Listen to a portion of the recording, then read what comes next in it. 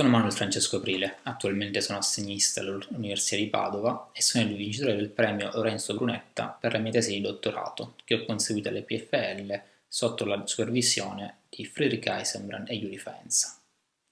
La mia tesi si inserisce nel campo dell'ottimizzazione discreta e della combinatorica di poliedri,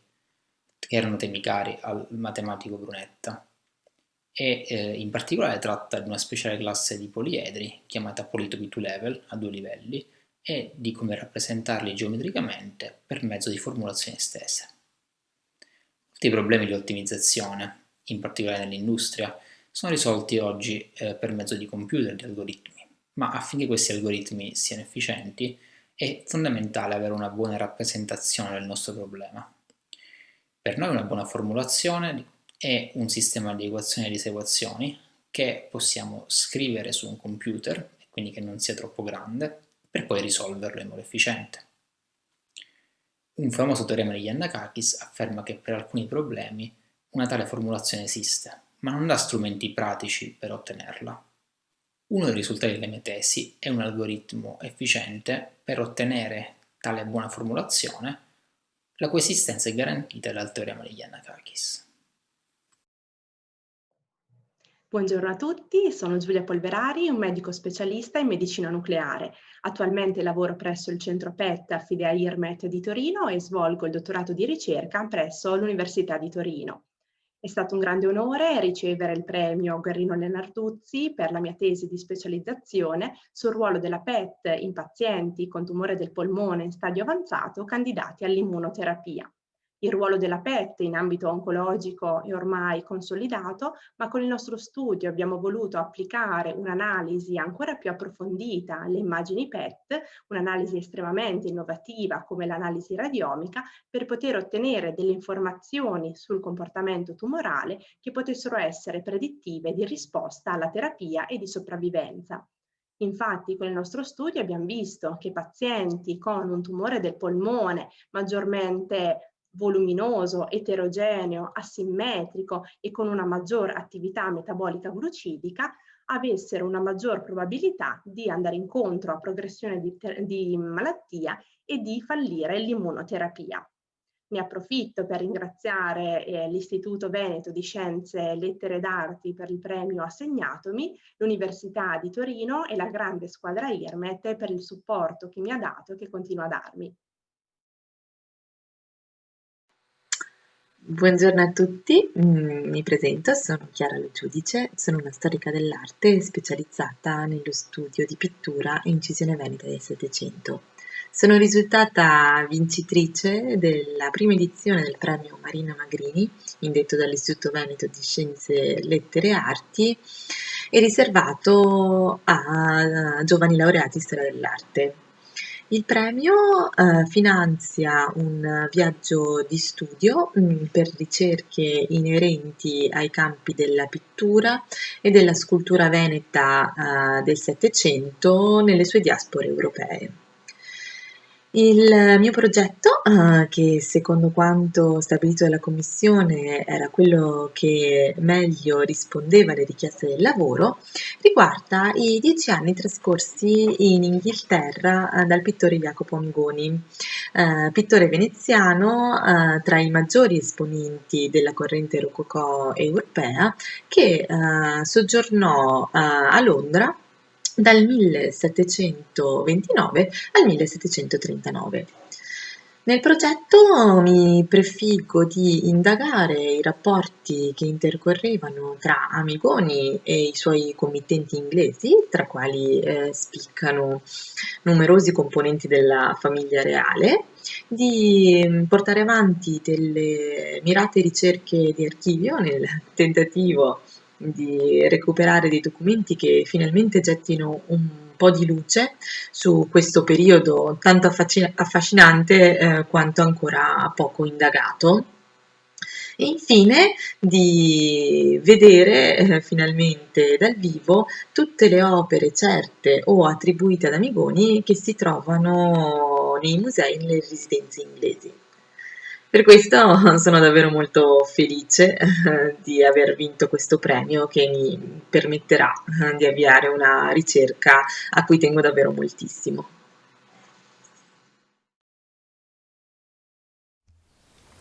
Salve a tutti, mi chiamo Veronica Maglieri e attualmente sono una studentessa di dottorato presso il Dipartimento di Biologia dell'Università di Pisa, stesso dipartimento in cui ho svolto la mia tesi di laurea magistrale, che con mia grande sorpresa e con mio grande piacere è risultata vincitrice dell'edizione 2020 del premio Marco Marchesini.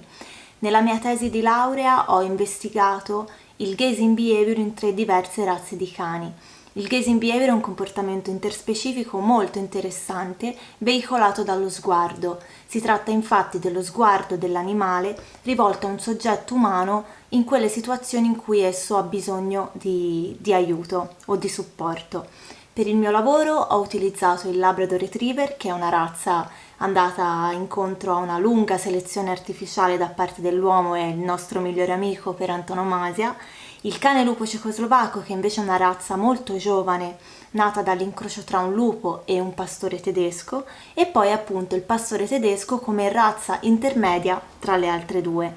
La commissione ha valutato in modo molto positivo la pertinenza del mio elaborato all'ambito della disciplina dell'etologia e poi ha valutato in modo positivo l'attenzione da parte dello sperimentatore a trattare gli animali con considerazione e rispetto e in ultimo ha giudicato la qualità del mio approccio sperimentale e la solidità dei miei risultati.